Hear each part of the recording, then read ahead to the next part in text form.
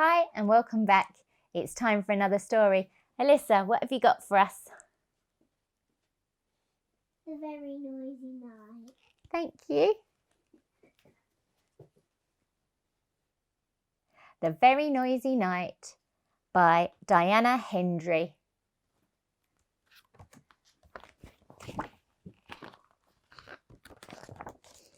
Goodness me, lots of pages here. It was the middle of the night and Big Mouse was fast asleep in his big bed. Little Mouse was wide awake in his little bed. Big Mouse, called Little Mouse. I can hear something rushing round the house, huffing and puffing.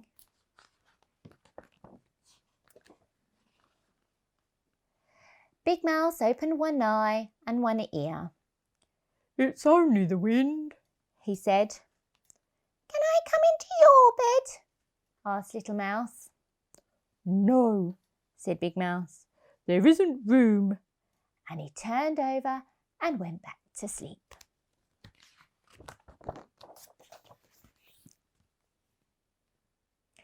Little Mouse lay and listened to the wind. Then suddenly, between a huff and a puff, came a tap, tap, tap, tap. Little Mouse climbed out of bed and opened the front door just a crack and peeped out. Whoosh went the wind, but there was no one outside. Big Mouse, called Little Mouse.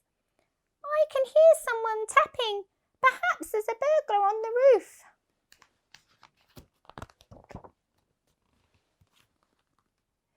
Big Mouse got out of bed and opened the bedroom curtains. Look, he said.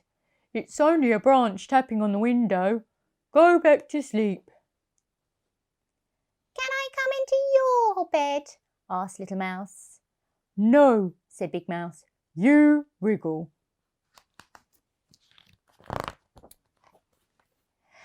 Little Mouse lay in his own bed and listened to the wind huffing and puffing and the branch tap-tapping and someone calling, hoo, hoo, hoo, hoo.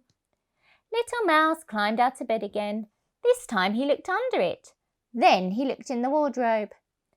And, feeling very frightened, he cried, Big Mouse, I think there's a ghost in the house and it's looking for me. It keeps calling, hoo, hoo, hoo, hoo. Big Mouse sighed, sat up in bed and listened. It's only an owl. It's only an owl, he said. It's awake, like you. Can I come into your bed? Asked Little Mouse. No, said Big Mouse. Your paws are always cold. And Big Mouse pulled the blanket over his head and went back to sleep.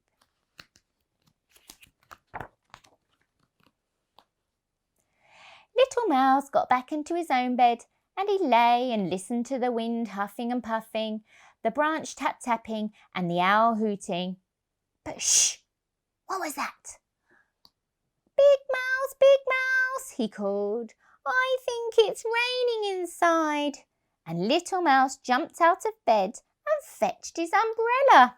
Drip, drip, drip, drip. Big Mouse got out of bed too. He opened the front door. Be quiet, wind, he said. Be quiet, branch. Be quiet, owl. But they took no notice. Then Big Mouse went into the kitchen and turned off the dripping tap and put away the umbrella.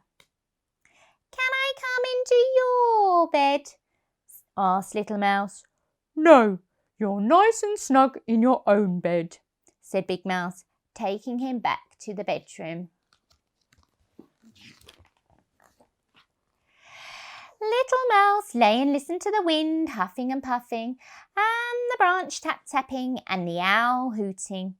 And just as he was beginning to feel very sleepy indeed, he heard, wee, wee, wee.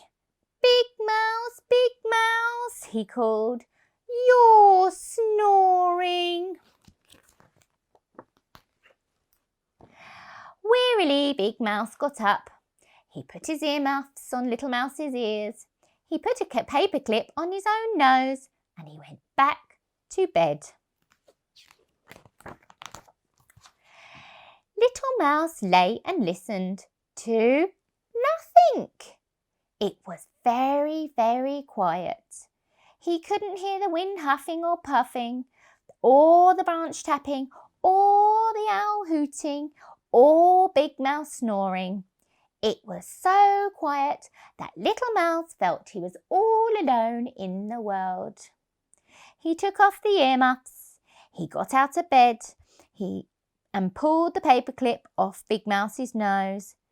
Big Mouse, he said, "I'm lonely."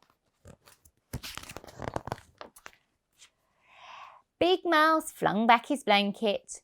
"Better come in my bed," he said. So Little Mouse hopped in and his paws were cold and he needed just a little wriggle before he fell fast asleep. Big Mouse lay and listened to the wind huffing and puffing and the branch tapping and the owl hooting and Little Mouse snuffling, and very soon he heard the birds waking up, but neither of them heard the alarm clock because they were both fast asleep.